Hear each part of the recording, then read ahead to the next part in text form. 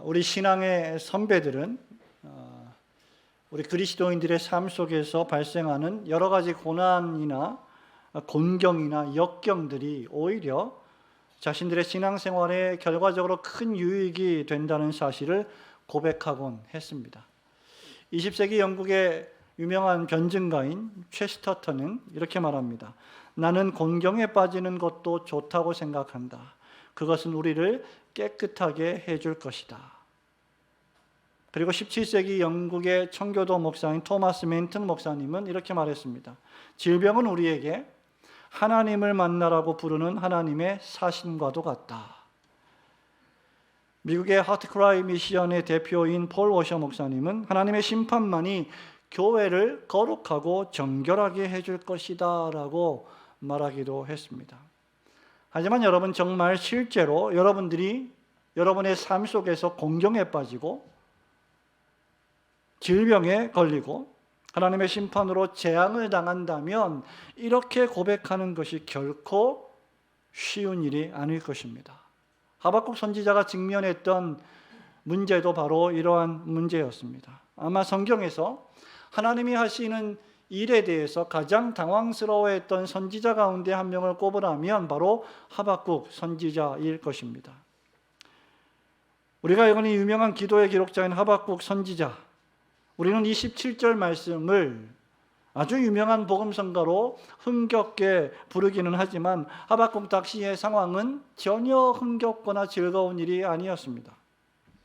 하박국이 직면한 국가적인 민족적인 상황이 바로 전쟁과도 같은 상황이었기 때문입니다. 선민 유다 백성들은 하나님을 배반했습니다.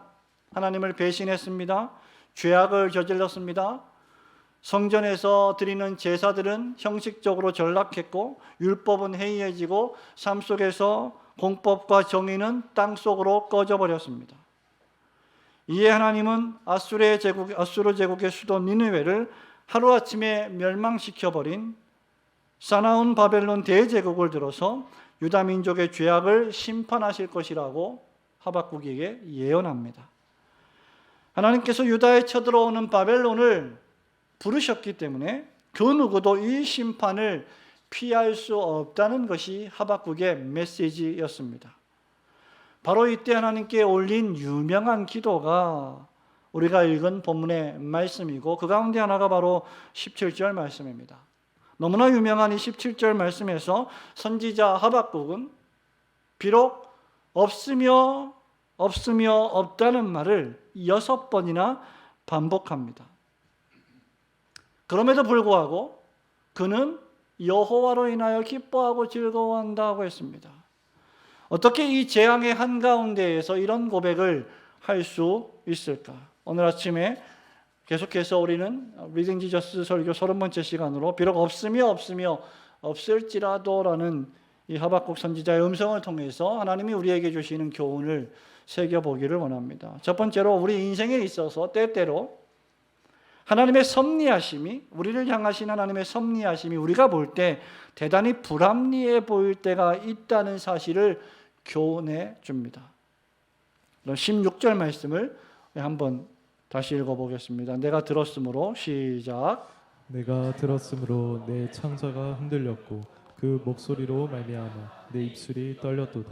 무리가 우리를 치러 올라오는 환난 날을 내가 기다림으로 썩이는 것이 내 뼈에 들어왔으며 내 몸은 내 처소에서 떨리는도다. 아멘. 본문의 기도를 통해서 선지자 하박국은 두 가지 사실에서 엄청난 고뇌와 고통을 느끼고 있습니다. 첫 번째는 하나님을 믿고 섬긴다고 하는 백성들이, 유다 백성들이 저지르는 죄악과 불의 때문에 느끼는 고통이었습니다.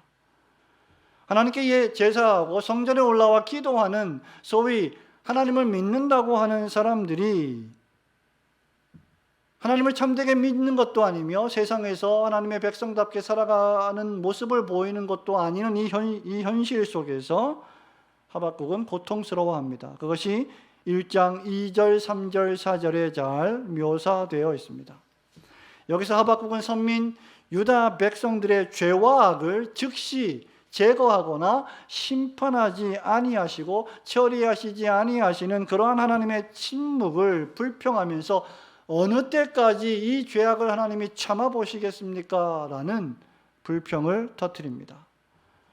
하박국은 유다의 죄악을 보았습니다. 북이스라엘의 멸망을 목격했음에도 불구하고 남유다 백성들조차 똑같은 길을 따라가고 있는 유다 백성들의 죄악을 나열하고 있습니다. 하박국은 패역과 강포와 변론과 사기와 시기와 질투와 분쟁을 보았습니다.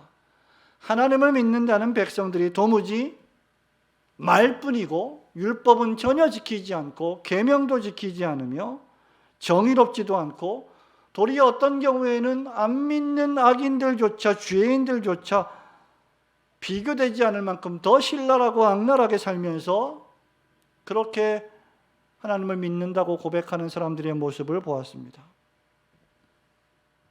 정의는 구부러진 못처럼 휘어져 버렸습니다. 여러분, 오늘날 우리가 살고 있는 세상을 보십시오. 교회를 보십시오. 세상이나 교회나 별반 다를 바가 없어 보이는 것이 우리의 현실입니다. 일반적으로 세상 사람이나 교회를 다니는 사람이나 세상에 같이 세워놓고 보면 다를 바가 없어 보입니다. 구별된 하나님의 백성들이 많이 보이지 않습니다. 마지막 때에 도무지 믿음을 보겠느냐라고 말씀하신 주님의 음성처럼 정말 이 믿음을 신실하게 지켜가는 사람들이 많지 않다는 것입니다. 그런 이유로 오늘날 교회가 도매금으로 비난과 비판을 당하고 있습니다. 그 이유는 하나님의 백성들 사이에서 자행되는 폭력과 불법과 불의와 그리고 그 가운데서 침묵하고 있는 교회들과 교인들을 보고 있기 때문입니다. 하박국은 이것을 이해하지 못했습니다. 그래서 하박국은 1장과 2장에서 바로 이런 문제들 때문에 하나님께 따지고 항변하고 있는 것입니다. 하나님이 공의로우신 분이시라면 왜 일부 유다 민족 가운데 일부가 저지르고 있는 이 악을 일부 그리스도인이라는 이름으로 자행되는 이 불의를 그냥 심판하시지 않고 넋놓고 보고 계십니까? 라는 질문이었습니다. 그러자 하나님은 5절과 11절에서 1장 5절과 11절에서 사나운 바벨론 제국을 일으켜 세우셔서 유다 제국을 유다 민족을 징벌하실 것이다, 심판하실 것이다 라고 하는 어마어마한 예언을 하십니다. 그러자 하박국은 또다시 충격을 받지요. 하나님, 아무리 우리가 타락하고 아무리 우리가 범죄했어도 그렇지 어떻게 할례받지 못한 이방 악인들이 우리 같은 의로운 백성 선민을 침략하고 삼키는 일을 허용하시는 것입니까? 라고 또다시 불평했습니다. 그것이 바로 1장 12절부터 17절 말씀의 내용입니다. 성도 여러분, 만일 하나님께서 타락한 한국교회와 타락한 한국교회의 교인들을 향해서 북한을 들어서 대한민국을 치신다면 여러분은 어떻게 하시겠습니까? 이 좁은 땅에 전쟁이 발생한다면 그야말로 아비규환이 될 것은 눈에 불을 보듯 뻔합니다. 수많은 사람들이 죽을 것이고 수십 년 동안 어렵게 이루어 놓았던 이 번영하는 나라가 잿더미로 폐허로 변할 것입니다. 가족이 여기저기 흩어져서 함께하지 못할 것이고 그야말로 평화는 깨지고 지옥 같은 고통이 시작될지도 모릅니다. 바로 이것이 유다 민족이 만나게 될 앞으로의 시간이었습니다. 과연 이런 때 우리 역시 하박국처럼 충격을 받지 않겠습니까? 우리가 그래도 하나님을 섬기는 백성들인데 우리가 그래도 매주일마다 예배를 드리고 있는데 하나님 어떻게 이럴 수 있습니까? 라고 불평하지 않겠습니까? 우리가 아무리 타락했어도 하나님을 섬기는 사람들이지 않습니까? 어떻게 하나님이 우리에게 이러실 수가 있습니까? 하나님은 그렇게 하시지 못할 이유가 하나도 없습니다. 하나님은 우리의 죄와 타락을 그냥 두시는 분이 아니십니다.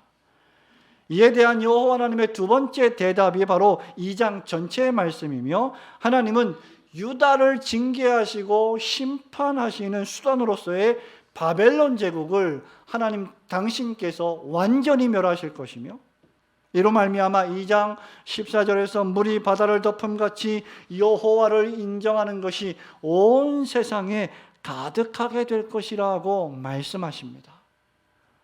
그러므로 2장 4절에서 그 유명한 말씀, 의인은 오직 믿음으로 말미암아 살리람과 같을 것이다 라고 권면하고 있는 것입니다.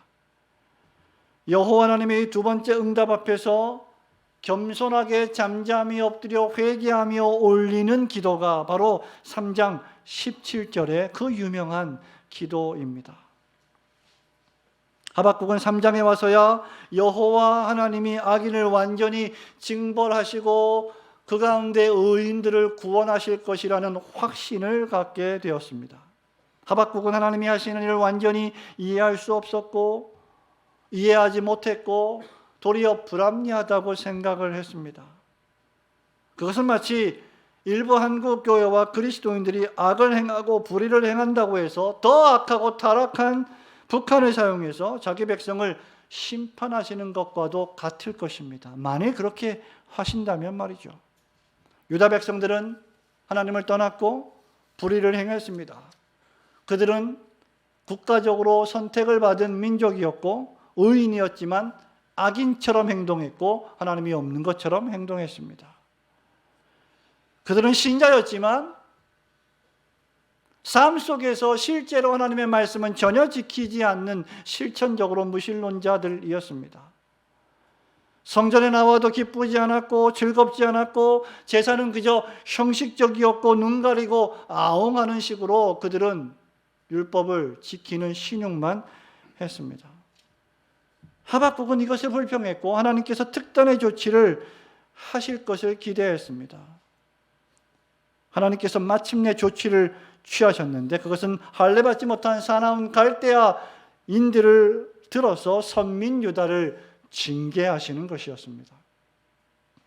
그러자 하박국은 이전보다 더 절망하고 또 괴로워했습니다. 16절에 보면 하박국은 이것을 환난날이다 라고 묘사했고 내 창자가 흔들리고 입술이 떨리고 뼈가 떨리는 고통을 온몸으로 느낀다라고 고백했습니다.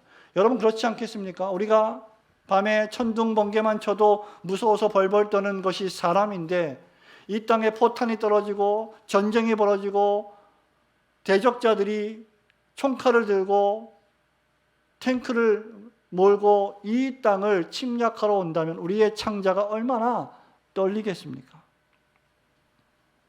악을 참아보시는 하나님의 섭리하심이 우리의 삶 속에서도 이렇게 불합리해 보일 때가 있습니다. 악을 사용하셔서 악을 징벌하시는 하나님이 이해가 되지 않을 때가 있습니다. 그러나 아무도 하나님을 판단할 리는 없습니다. 하나님은 하나님이십니다. 하나님은 당신의 계획을 실행하실 것이고 그 계획을 좌절시킬 수 있는 자는 아무도 없습니다. 그렇게 신자는 오직 믿음으로 말미암아 살아야 할 것입니다. 확실한 사실은 그런 심판과 멸망의 한가운데에서도 그런 징계의 한가운데에서도 여호와의 영광이 온 땅에 충만할 것이고 오직 의인은 선하신 하나님을 믿는 믿음으로 말미암아 살아야 할 것입니다.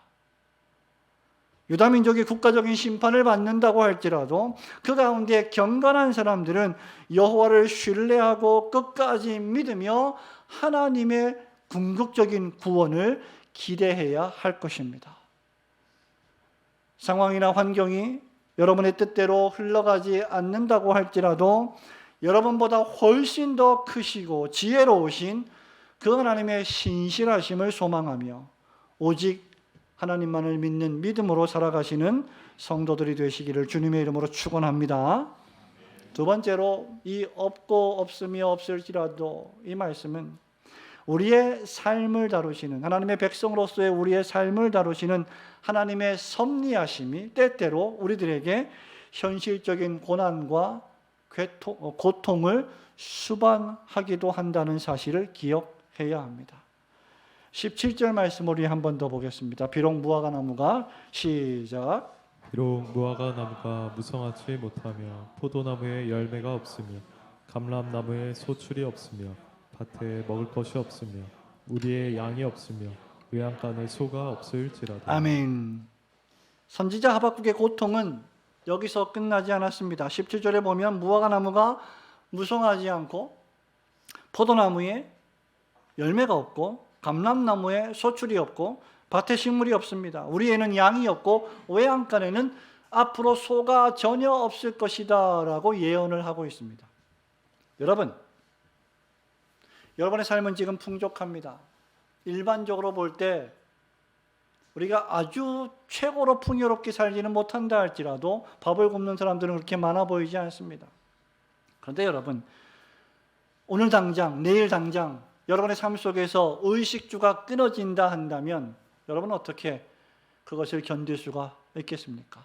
하박국처럼 전쟁이 발발해서 외양간에 소가 없고 감람나무에 소출이 없고 밭에는 식물이 없고 농경사회의 어떤 그 나라가 완전히 처참하게 폐허가 되고 잿더미가 돼서 아무런 먹을 것도 존재하지 않는다면 그때 여러분은 하나님을 어떻게 신앙하시겠습니까? 여기 없다는 부정어가 무려 6번씩이나 반복되어 있습니다. 한두 번 없다 말하는 것도 고통스러운 일인데 6번씩이나 없다라고 선지자가 말합니다. 완전한 황폐, 완전한 멸망을 가리킵니다. 다시 회복하거나 재건할 힘이 전혀 없는 상태를 가리킵니다. 충분히 우려야만 하고 걱정할 만한 상태입니다. 선지자 하박국 시대나 예수님이 살아가시던 시대나 그리고 여러분들이 지금 살아가고 있는 시대나 영적인 측면에서 볼 때 별다를 바가 없습니다. 종교적으로는 위선적이고 기만적인 바리새인들과 종교 지도자들이 하나님의 말씀을 빙자해 참된 교회와 신자들을 유혹합니다. 농락합니다. 오늘날 일부 종교 지도자들이 기독교의 대표인 양 행세하면서 불법과 불의를 저질러 진실한 신자들과 교회가 욕을 먹습니다. 정치적으로는 로마 제국이라는 이방 나라의 속국으로 살아갑니다. 하나님의 나라와 교회가 세속 문화와 권력의 통제와 지배를 받고 있습니다. 기독교적인 가치와 정신과 문화와 말씀이 도전을 받는 시대에 우리가 살아가고 있습니다. 하나님의 이름이 이방인들 가운데 모독을 당하며 살아가는 시대입니다. 도대체 하나님은 왜 이런 상황을 그냥 방치하고 계실까? 그런데 이제 이런 상황도 고통스러운데 하나님께서 바벨론을 들어서 유다 민족을 치십니다. 이유가 무엇일까? 바로 하나님의 백성인 유다가 범죄했기 때문입니다. 사람들이 죽어나가고 전쟁으로 폐허가 되고 논밭에는 소출과 식물이 전혀 없습니다. 우리와 외양간에는 양과 송아지가 없습니다. 짐승들도 다 도륙당했고 빼앗겼기 때문입니다. 그렇기에 이제 하박국의 기도는 더 이상 1장과 2장과 같이 불평과 원망이 아닙니다. 17절 말씀은 비록이라는 단어로 시작합니다. 이 비록이라는 단어는 로마서 12장 1절에 그러므로라고 하는 단어와 함께 성경에서 가장 위대한 접속 부사입니다. 비록 풍성하지 못하고 비록 없고 없을지라도 라고 선지자는 노래하고 있습니다. 여러분, 이것이 기독교의 참된 능력입니다. 이 말씀을 온전히 이해해야 참된 신자의 능력이 무엇인지 알게 되는 것입니다.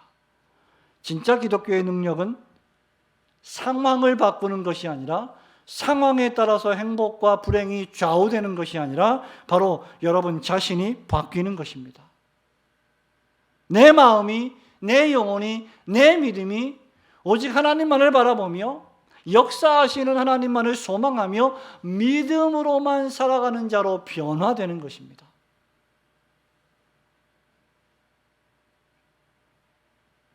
이것이 욥의 신앙이었습니다. 재산이 다 불타고 자녀들이 하루아침에 죽임을 당하고 자신의 몸에도 상상을 초월할 질병이 임했음에도 불구하고 욥은 이 모든 일에 원망하며 불평하며 하나님을 저주하지 않았습니다. 주신 자도 여호와시요 취하여 가신 자도 여호와시오니 여호와의 이름이 영광을 받으실지어다 라고 고백했습니다. 농사를 망쳤습니다. 사업을 망쳤습니다. 여러분 자녀가 어려움을 당합니다. 난리와 난리 소문을 듣습니다. 그럼에도 불구하고 하나님이 여전히 상황을 통치하고 계시고 자기 백성들을 돌보고 계시는 하나님이심을 하박국은 깨달았습니다. 아수르도 바벨론도 이스라엘도 유다도 로마도 헬라도 모두 다 하나님의 손 안에 있음을 깨달아야 합니다. 미국도 러시아도 하나님의 전능하신 손 안에 있음을 우리는 반드시 기억해야 합니다. 여러분 개인과 여러분의 가정과 교회와 사회와 조국과 전 세계가 전능하신 하나님의 손길 안에 있음을 우리는 굳게 믿어야 합니다. 이것이 바로 하나님의 절대하신 주권에 대한 신자의 소망입니다. 그리고 그 절대하신 주권자로서의 하나님께서 자기 백성을 결코 잊지 않으시며 언약에 신실하시고 반드시 그 택한 백성들을 지키시고 보호할 것이라는 믿음의 확신을 우리는 늘 깨달아야 합니다. 비록 하나님이 국가로서의 민족으로서의 유다를 심판하신다 할지라도 그 안에 남은 자로서의 신실한 그리스도인들을 반드시 그루터기로 지키시고 보호하실 것입니다. 이제 이 모든 날 마지막에 하나님의 독생하신 아들 예수 그리스도께서 우리와 같은 사람의 몸으로 오셔서 우리를 영원토록 지키시고 보호하여 주셨습니다. 그러므로 우리에게 비록 가용할 만한 자원이 많이 없고 여러분의 인생살이에 삶의 수고와 아픔이 있고 지쳐있다 할지라도 우리는 여전히 우리에게 참된 안식을 주시는 주 예수 그리스도 안에서 진정한 평안과 안식을 누릴 수 있을 것입니다. 우리 주님은 구약의 전능하신 하나님처럼 우리를 푸른 초장 쉴 만한 물가로 인도하시는 분이십니다. 마태복음 11장 28절에서 그래서 우리 주님은 이렇게 우리를 초청하십니다. 수고하고 무거운 짐진 자들아 다 내게로 오라. 내가 너희를 쉬게 하리라. 여러분 이 지고지난한 이 눈물 골짜기와 같은 세상의 삶 속에서 우리가 쉴 곳이 어디이겠습니까? 주 예수 그리스도 그분 안에서 밖에는 참된 안식이 없음을 믿으시기를 주님의 이름으로 축원합니다. 바로 이것이 비록 없으며 없을지라도에 담겨 있는 하박국의 위대한 신앙의 고백입니다. 신학자인 제임스 베커는 고난에 대해서 이렇게 말한 바 있습니다. 우리에게 예상치 못한 어렵고 낙심되는 일들이 일어날 때마다 당황하지 말아야 한다. 하나님은 그분의 지혜로 우리가 아직 완성하지 못한 어떤 부분을 만드시려고 우리를 다루고 계시는 것이다. 시인 다윗은 이런 의미에서 자신이 사망의 음침한 골짜기를 많이 다녔다고 했습니다. 여러분 신자의 삶이라는 것이 그저 장미꽃이 만발한 꽃길만을 걷는 것은 결코 아닐 것입니다. 만일 그렇다면 디모데후서 3장 12절 말씀은 삭제되어야 합니다. 그리스도 예수 안에서 경건하게 살려는 자는 박해를 받으리라. 사망의 음침한 골짜기들이 여러분의 인생살이에 있어 왔고 지금도 있으며 앞으로도 있을 것입니다. 그럼에도 불구하고 해를 두려워하지 않는데 그 이유는 주님께서 여러분과 함께 하실 것이기 때문입니다. 그렇게 그는 시편 23편 1절에서 여호와는 나의 목자시니 내게 부족함이 없습니다 라고 노래했던 것입니다. 비록 없고 또 없어도 여호와 하나님께서 여러분의 목자가 되시고 예수 그리스도께서 여러분의 구원자가 되시니 그 구원의 하나님으로 말미암아 기뻐할 수 있는 것입니다.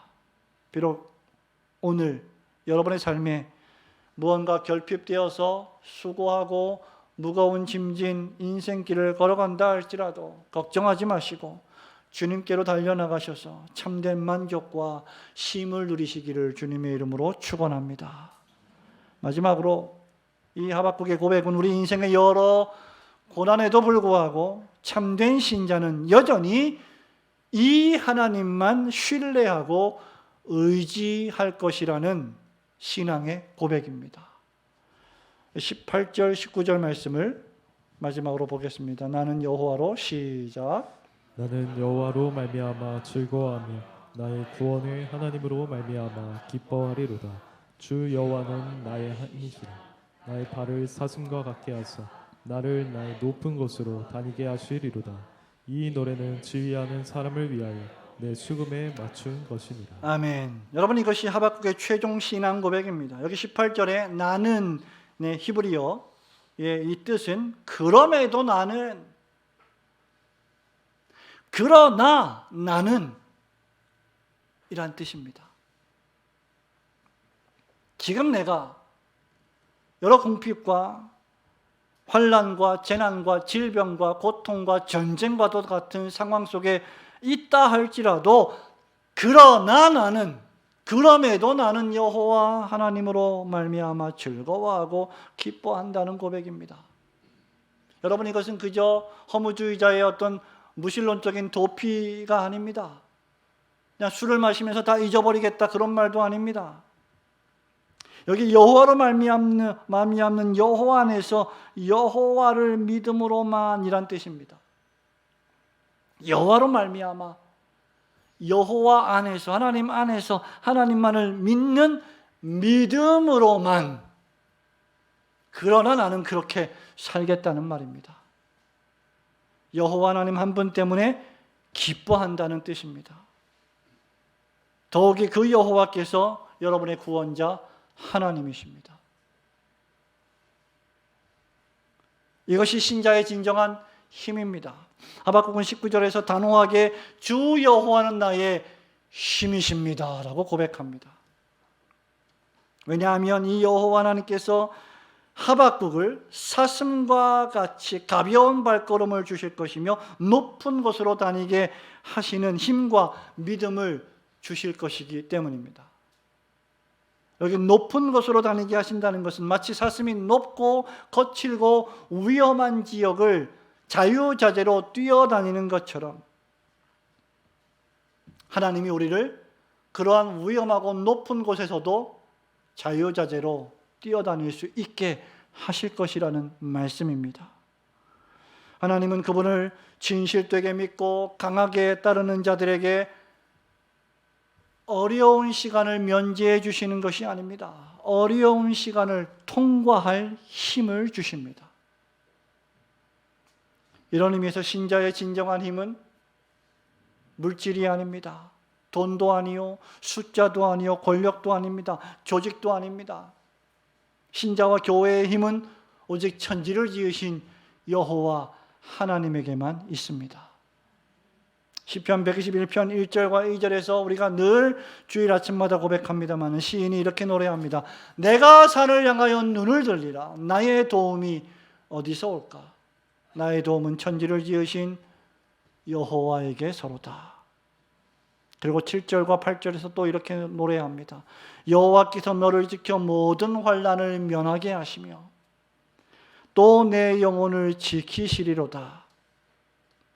여호와께서 너의 출입을 지금부터 영원까지 지키시리로다.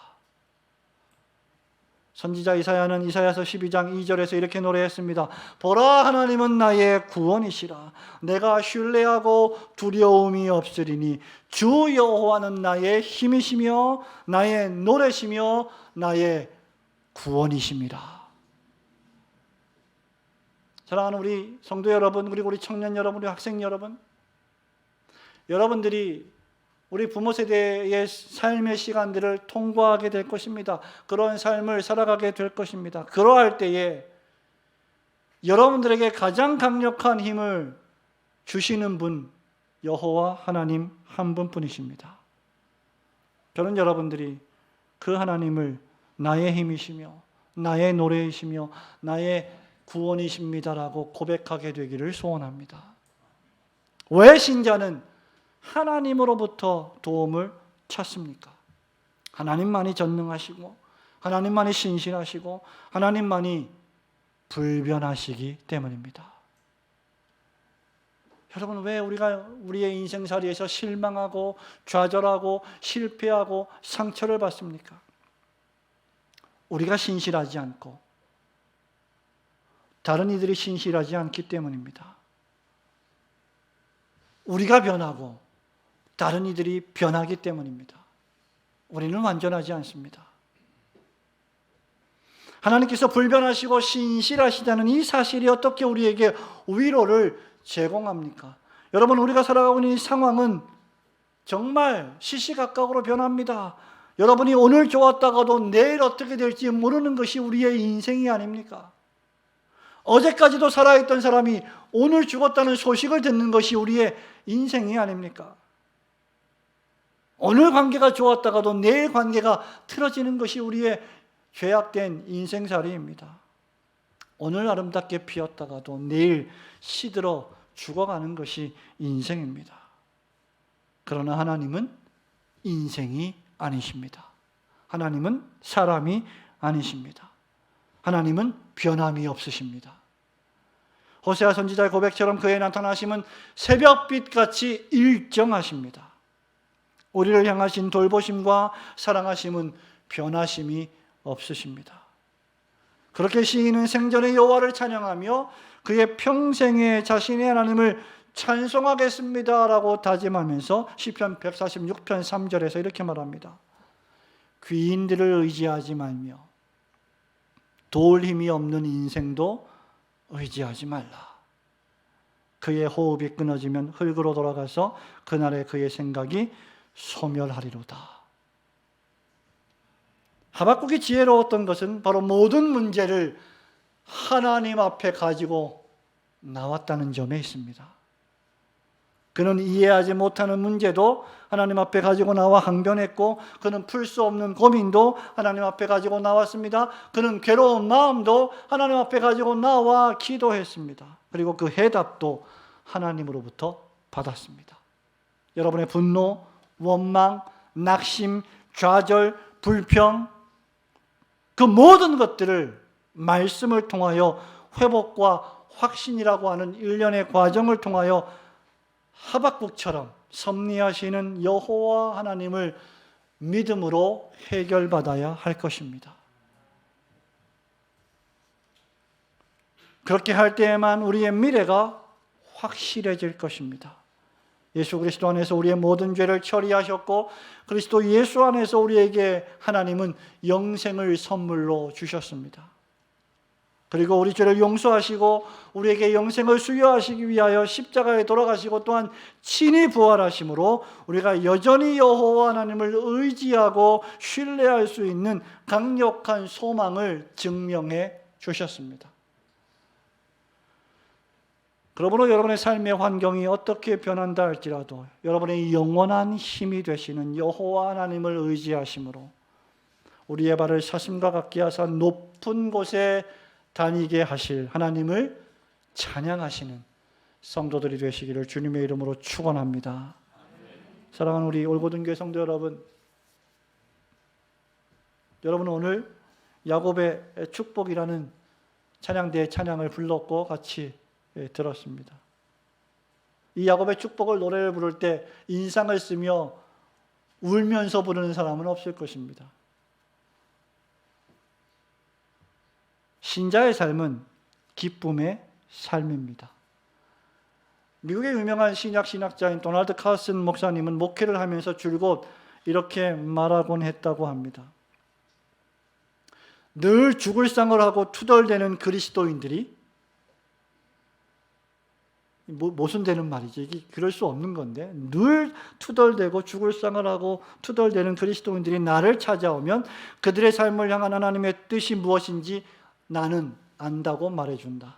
그것은 범사에 감사하라이다. 여러분, 우리가 범사에 감사한다면 죽을 상을 하고 늘 투덜대며 원망하고 불평할 일이 무엇이란 말입니까? 물론 하박국이 경험하는 이 위험은 실제하는 위험이었습니다. 여러분의 원수가 여러분을 고통스럽게 할 수도 있습니다. 하나님께서 여러분의 죄를 징계하실 수도 있습니다. 하나님이 즉각적으로 물질적인 축복과 번영을 빼앗아 갈 수도 있을 것입니다.